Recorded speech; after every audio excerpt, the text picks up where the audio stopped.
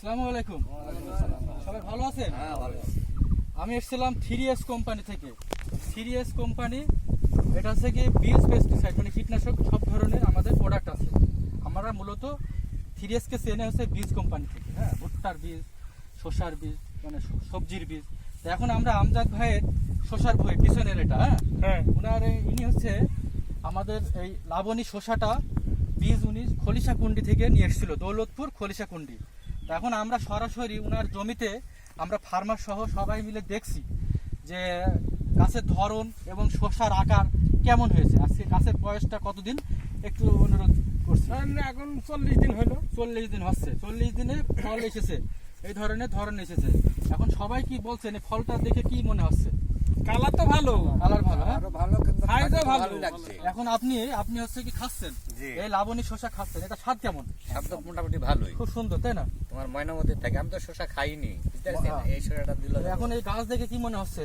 মনে হচ্ছে কি গাছ দেখে তো সুন্দর লাগছে, সুন্দর লাগছে, তাই না? তাহলে আমজাদ ভাই, আপনি ফুল ফল এবং গাছ দেখে তো আপনার কি মনে হচ্ছে? এখন তো বর্তমান ভালো।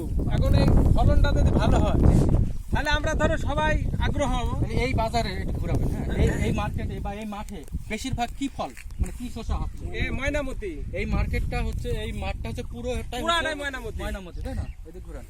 এটা হচ্ছে গিয়ে পুরোটাই হচ্ছে ময়নামতি। আমরা শুধু এই জায়গাতে আপনি নিছিলেন কয় প্যাকেট? আমার 10 প্যাকেট নিয়ে 1 বিঘে লাগিয়েছি। এগিয়ে আসেন।